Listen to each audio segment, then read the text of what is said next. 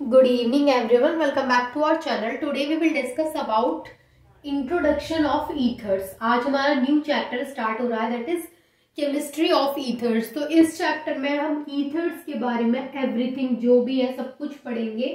Ethers का introduction, nomenclature, methods of preparation, chemical properties, जो भी होगा इस चैप्टर में अबाउट द ईथर्स वो सारा हम इस चैप्टर में पढ़ेंगे। तो सबसे पहले जो हम आज स्टार्ट करेंगे वो है इंट्रोडक्शन ऑफ ईथर्स, यानी ईथर्स का ये इंट्रोडक्शन वीडियो रहेगा जिसमें कि हम ईथर्स क्या होते हैं एग्जैक्टली वो समझेंगे, बेसिक चीजें। ओके, इससे पहले हमने जो चैप्टर खत्म किया है वो था हमारा केमिस्ट्री ऑफ फिनॉल्स। फिनॉल्स को हमने बहुत डिटेल में स्टडी किया, फिनॉल्स क्या होते हैं और उनके बारे में नॉमेनक्लेचर उनका और उनकी chemical properties, physical properties, methods of preparation और उसमें बहुत सारी नेमिंग रिएक्शंस को हमने किया। अब हम स्टार्ट कर रहे हैं ईथर्स, तो आज से हम सिर्फ ईथर्स के बारे में पढ़ेंगे। ओके, तो चलिए सबसे पहले अगर हम ईथर्स की बात करें तो ईथर का अगर फॉर्मूला की अगर हम बात कर रहे हैं तो आपको पता है कि ईथर का फॉर्मूला क्या होता है, ये होता है ROR, यानी ऑक्सीजन क्या होता है बीच में होता है ईथर्स में। ठीक है, ये होता है हमारा, जहां पे भी ROR हमें दिखता है हम बोलते हैं वो क्या है, वो एक ईथर है जिसमें कि ऑक्सीजन इस तरीके से दो अल्काइल ग्रुप से अटैच्ड होता है, तो हम क्या बोलते हैं, वो ईथर है। अब देखिए यहाँ पे अगर हम ईथर की बात करें तो ईथर को हम अल्कोहल का एनहाइड्राइड भी कंसीडर करते हैं। अल्कोहल का एनहाइड्राइड क्यों बोल रहे हैं हम, क्योंकि देखिए जब भी हम दो अल्कोहल की बात करते हैं, मान के चलिए मेरे पास दो इथाइल अल्कोहल के मॉलिक्यूल्स हैं, जैसे मैं इसको ऐसे ही लिखती हूँ C2H5OH, एक मॉलिक्यूल ये है और दूसरा मॉलिक्यूल ये है C2H5OH। अभी देखिए दो मेरे पास अल्कोहल के मॉलिक्यूल्स हैं। अब इन दोनों मॉलिक्यूल्स में से अगर मैं H2O यानी कि एक वाटर के मॉलिक्यूल को रिमूव करा दूं, यानी कि अगर मैं कहूं तो ये वाला हाइड्रोजन इस ऑक्सीजन और हाइड्रोजन के साथ यहां से निकल जाए, यानी -H2O अगर यहां से हो जाता है तो हमें यहाँ पे क्या मिलेगा, यहाँ पे मिलेगा हमें C2H5 और ये वाला ऑक्सीजन एज इट इज, इसके अलावा C2H5 बचेगा सिर्फ यहाँ पे, तो C2H5। अगर मैं इसको बोलूँ ये R और बीच में क्या है इसमें O, तो ये क्या हो गया हमारा, ये हो गया हमारा ईथर। तो इसलिए हम क्या बोलते हैं, इनको एनहाइड्राइड्स ऑफ अल्कोहल भी कंसिडर करते हैं, बिकॉज कि अगर दो अल्कोहल के मॉलिक्यूल्स हैं तो उन दो अल्कोहल के मॉलिक्यूल्स में से अगर हम वाटर को एलिमिनेट करा देते हैं तो वहां पर हमें ईथर मिल जाता है। अब ये जो ईथर है इसका क्या नाम होगा, di ethyl ether. Di ethyl that means कि यहाँ पे दो इथाइल ग्रुप है। ठीक है, तो ये हो गया डाई इथाइल ईथर। अगर यहाँ पे C2H5 की जगह पे यहाँ पे CH3 होता और सेम यहाँ पे भी CH3 होता तो हम उसको पढ़ते हैं डाई मिथाइल ईथर। ठीक है, अब देखिए ये जो है हमारा नॉमेनक्लेचर, उसको तो मैं आपके साथ नेक्स्ट वीडियो में डिस्कस करूंगी। यहाँ सिर्फ हम बेसिक चीजें पढ़ेंगे। मैंने आपको इन जनरल बता दिया कि इसको हम इस तरीके से, पर इसका नाम जो है वो बता दिया कि इसको हम डाइथाइल ईथर पढ़ेंगे। अभी ये मैंने आपको बताया कि ये क्या है, हमारा अल्कोहल से ईथर का हमने फॉर्मेशन कर लिया, तो यहाँ पे इस तरीके से भी हम कर सकते हैं। इसके अलावा देखिए इसको एक और नाम से जाना जाता है, यानी इसको हम अल्काइल ऑक्साइड्स भी बोल सकते हैं। ऐसा क्यों, क्योंकि जो सोडियम ऑक्साइड होता है, सोडियम हाइड्रोक्साइड से भी हम इसको प्रिपेयर कर सकते हैं। किस तरीके से, देखिए सोडियम हाइड्रोक्साइड के दो मॉलिक्यूल हमने ले लिया, NaOH और ये हो गया एक NaOH। अब यहाँ पे क्या हुआ, यहाँ से हम क्या करेंगे, यहाँ से भी सेम वाटर के मॉलिक्यूल को एलिमिनेट करेंगे। यहाँ से वाटर के मॉलिक्यूल को, जब ये वाटर का मॉलिक्यूल यहाँ से एलिमिनेट हो जाएगा तो यहाँ पे क्या मिलेगा, NaONa। तो ये भी क्या है हमारा, ये भी ईथर है और यहाँ से वाटर का मॉलिक्यूल एलिमिनेट हुआ है, तो यहाँ पे हमें ये क्या मिला है, सोडियम ऑक्साइड। तो यहाँ पे सोडियम हाइड्रोक्साइड के 2 मोल हमने यूज किए थे और फिर हमें यहाँ पे मिल गया सोडियम ऑक्साइड, इसलिए हम इनको अल्काइल ऑक्साइड्स भी बोलते हैं। तो ये कुछ जनरल चीजें हैं, अभी मैं आपको नोट भी कराऊंगी, डोंट वरी अबाउट दैट। अभी जस्ट मैं आपको एक्सप्लेन कर रही हूँ और एग्जाम्पल्स की हेल्प से मैं यहाँ पे आपको शो कर रही हूँ, बट इनको लिखना कैसे है वो भी बताऊंगी आपको। ठीक है, इसके अलावा देखिए जो अल्कोहल्स होते हैं उनको हम इस तरीके से भी समझ सकते हैं। जैसे अगर हम वाटर के फॉर्मूले की बात करें तो वाटर का फॉर्मूला क्या होता है हमारा, ये होता है HOH, यही होता है, मतलब H2O। तो ये हो गया हमारा वाटर। थोड़ा सा मैं आपको ये कंपेयर करके इसलिए बता रही हूँ कि वो ज्यादा बेटर तरीके से आपको चीजें क्लियर हो और दिमाग में जब भी हम कुछ कंपैरिजन करके पढ़ते हैं, यानी कुछ चीजें, अब मान के चलिए 2 चीजें पढ़ रहे हैं हम और दोनों ही हमारे लिए एकदम न्यू है, तो उस केस में क्या होता है कि उन दोनों को अगर हम कंपेयर भी कर रहे हैं ना तो वो उतना इजीली हमको याद नहीं होगा। बट अगर हम यहाँ पे 2 चीजें पढ़ रहे हैं और एक चीज पहले से नोन है, यानी उस चीज को हम पहले से पढ़ चुके हैं, दूसरी चीज हमारे लिए न्यू है, फिर हम उसको पुरानी वाली से कंपेयर करके पढ़ेंगे तो वो ज्यादा अच्छे से क्लियर हो जाती है। जैसे वाटर, ठीक है, अगर आप ईथर घुस जाएंगे तो वाटर से कंपेयर करेंगे या फिर अल्कोहल से कंपेयर करेंगे, तो ये होता है हमारा अल्कोहल का फॉर्मूला ROH, ये हो गया अल्कोहल, और ईथर का क्या होता है ROR। इन तीनों को कंपेयर करेंगे हम आपस में। कैसे कंपेयर करेंगे कि जो वाटर है, अगर वाटर के एक हाइड्रोजन को हमने रिप्लेस करा दिया R से तो हमें मिलेगा अल्कोहल। अगर वाटर के दोनों हाइड्रोजन को हमने रिप्लेस करा दिया R से, दोनों जगह पे क्या आ गया R, तो हमें मिलेगा ईथर। इस तरीके से तो हम वाटर से कंपेयर कर लेंगे जो हमारा ईथर है उसको।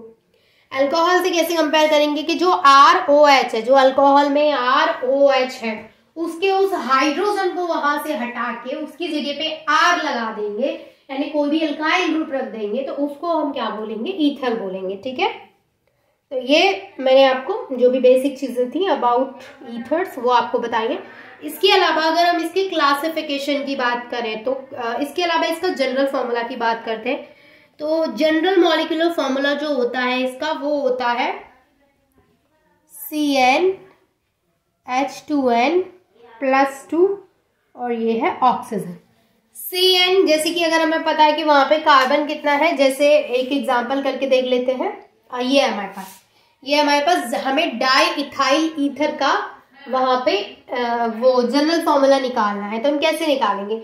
हमें पता है डाई इथाइल का मतलब वहां पे 2 इथाइल ग्रुप है, तो कार्बन एटम कितने होंगे वहां पे, क्योंकि एक इथाइल ग्रुप में 2 कार्बन होते हैं, तो डाई इथाइल में कितने होंगे 4, तो हम यहाँ पे कार्बन की जगह पे रखेंगे 4। अब हाइड्रोजन का क्या करेंगे कि जो n की वैल्यू हमारी यहाँ पे 4 निकल के आई है, तो यहाँ पे 4 रख दिया हमने।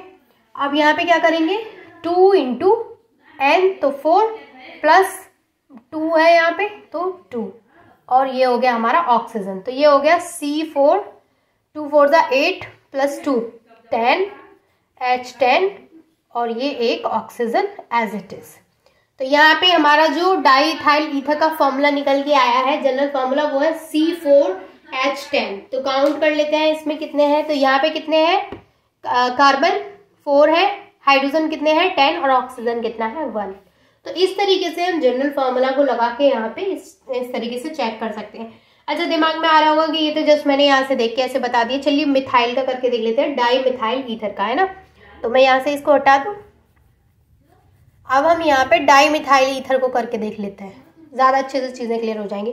अब मैंने बोला डाई मिथाइल, अब आपको पता है कि मिथाइल में कितना कार्बन होता है, 1 कार्बन होता है।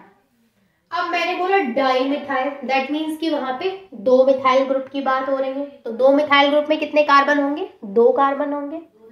तो यहाँ पे n की वैल्यू मैं क्या बोलूंगी कि n की वैल्यू है 2, क्योंकि number of carbon atoms are 2।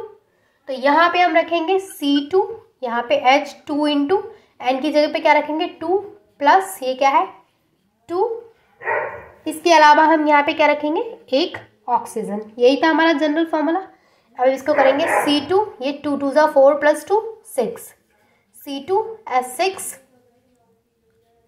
और ये हो गया एक ऑक्सीजन, ये C2H6 और एक ऑक्सीजन। तो ये होता है हमारा डाई मिथाइल ईथर का। अच्छा, चलिए मैं आपको एक बार इसका डायग्राम और दिखा दूं जिससे कि और बेटर तरीके से क्लियर हो।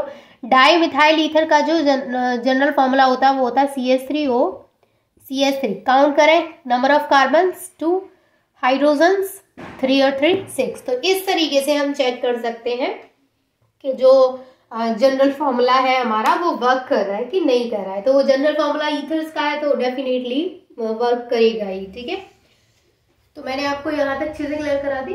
अब इसके बाद हम बात करेंगे इसके क्लासिफिकेशन की। तो मैं यहाँ से इसको रेज कर देती हूँ।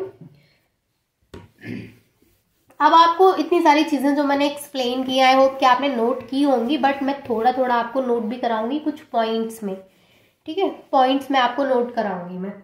तो पॉइंट्स में सबसे पहले जो चीजें आपको नोट करनी है, सबसे पहले आपको नोट करना है वो मैं यहाँ पे लिख देती हूँ। अब आपको जो नोट करना है वो मैंने यहाँ पे लिख दिया है। जो मैंने अभी आपको एक्सप्लेन किया था वही चीजें मैंने यहाँ पे लिख दी है, तो आप इसको नोट कर लीजिए। देन मैं आपको बताती हूँ क्लासिफिकेशन ऑफ ईथर्स आपको किस तरीके से नोट करना है। अच्छा, यहाँ पे जो एन है वो और बता देती हूँ। इस फॉर्मूले में एन क्या है? एन है नंबर ऑफ कार्बन एटम।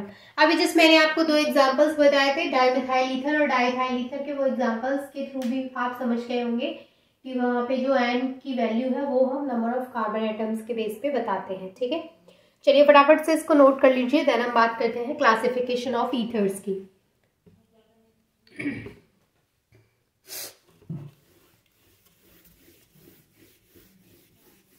अब हम बात करेंगे क्लासिफिकेशन ऑफ ईथर्स की। देखिए, जब भी हम ईथर्स के क्लासिफिकेशन की बात करते हैं तो ईथर्स को हम 2 क्लासेस में क्लासिफाई करते हैं। तो क्लासिफिकेशन ऑफ ईथर्स, ईथर्स के क्लासिफिकेशन की हम बात करेंगे तो हम इसको 2 क्लास में क्लासिफाई करेंगे।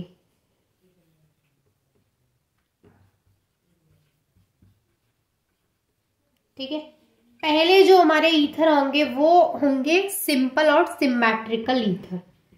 सिंपल या फिर हम इनको बोलते हैं सिमेट्रिकल ईथर्स। सेकंड जो हमारा टाइप होगा वो होगा अनसिमेट्रिकल ईथर या फिर मिक्स्ड या फिर अनसिमेट्रिकल ईथर्स। स्पेलिंग थोड़ा मैं आर को इस तरीके से बना देती हूँ, आप समझ जाइएगा कि वहां पे आर बना हुआ है, ठीक है। चलिए, अब हमने क्लासिफिकेशन की बात की तो हमने यहाँ पे बोला कि 2 टाइप के हमारे ईथर्स होते हैं, यानी क्लासिफिकेशन जब हम करेंगे तो 2 क्लासेस में क्लासिफाई कर रहे हैं। फर्स्ट वन इज सिंपल और symmetric ethers and the next one is mixed और अनसिमेट्रिकल ईथर्स।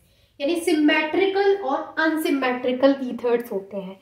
अब देखिए, सिमेट्रिकल या फिर सिंपल ईथर्स में जो ईथर आते हैं वो ईथर्स कौन से होते हैं? जिनमें की जो एल्काइल ग्रुप अटैच्ड है ऑक्सीजन के दोनों साइड, जो आर है वो सेम होते हैं, तो हम उनको रखते हैं सिंपल और सिमेट्रिकल ईथर्स में। जैसे हमें पता है कि ईथर्स तो हमारे यही हैं ROR, लेकिन ऐसा हो सकता है ना कि ये जो R ग्रुप है वो इस R ग्रुप से डिफरेंट हो, ऐसा भी हो सकता है सेम हो। तो जो डिफरेंट होंगे वो इसमें रखे जाएंगे, जो सेम होंगे वो इसमें रखे जाएंगे। फॉर एग्जाम्पल, सिंपल ईथर्स की अगर हम बात करें तो हम इसमें रखेंगे CH3O CH3। इसमें देखिए ये वाला R ग्रुप और ये वाला R ग्रुप क्या है, दोनों सेम है, तो ये हो गए हमारे सिंपल। अब अगर हम मिक्स्ड की या फिर अनसिमेट्रिकल की बात करें तो इसमें हो गया हमारा CH3O C2H5, यानी एक तरफ हमारा मिथाइल है, दूसरी तरफ इथाइल है। तो इस तरीके के जो ईथर्स होते हैं वो आते हैं अनसिमेट्रिकल ईथर्स में। और इसके एग्जाम्पल देखिए तो ऐसे लिख सकते हैं C2H5O और यहाँ पे रख देते हैं C2H5। मतलब दोनों अगर सेम है तो उस केस में हम उनको किस में रखेंगे? उस केस में हम उनको रखेंगे सिंपल और सिमेट्रिकल ईथर्स में। और अगर दोनों डिफरेंट हैं तो उस केस में हम उनको रखेंगे जो मिक्स्ड ईथर्स हैं उनमें, ठीक है। एक इसका एग्जांपल और देख लेते हैं। जैसे इधर है हमारा CH3O और इधर क्या है CH2 CH3। तो ये क्या है? इधर सिर्फ CH3 है, इधर ये है प्रोपिन।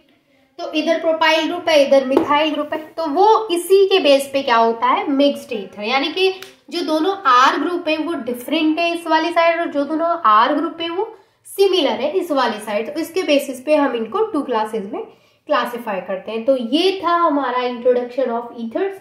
इस चीज को लिखेंगे कैसे? चलिए देखिए, जब भी हम सिमेट्रिकल ईथर्स की बात करेंगे तो वहां पे हम लिखेंगे when the alkyl groups attached to the oxygen are the same, then the ethers are known as simple और सिमेट्रिकल ईथर्स। एंड एग्जाम्पल में हम ये एग्जाम्पल्स लिख देंगे, ठीक है। अगर हमें लिखनी हो मिक्स्ड या फिर अनसिमेट्रिकल ईथर्स की definition, then we will write when the alkyl groups attach to the oxygen are different, okay, वहां सेम थे या डिफरेंट है, then the ethers are called as mixed और अनसिमेट्रिकल ईथर्स। एग्जाम्पल्स में हम ये बता देंगे। तो आज की वीडियो में सिर्फ इतना ही, जो हमारी बेसिक चीजें थी ईथर्स की वो मैंने आपके साथ डिस्कस की हैं।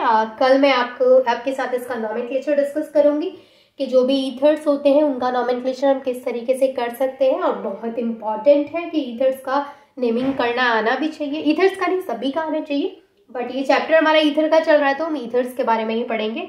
तो आई होप कि ये जो इंट्रोडक्शन वीडियो थी वो आपको अच्छे से समझ में आ गई होगी। If you have any doubt then you can ask me, I am here to solve your all doubts. And thank you so much for watching this video.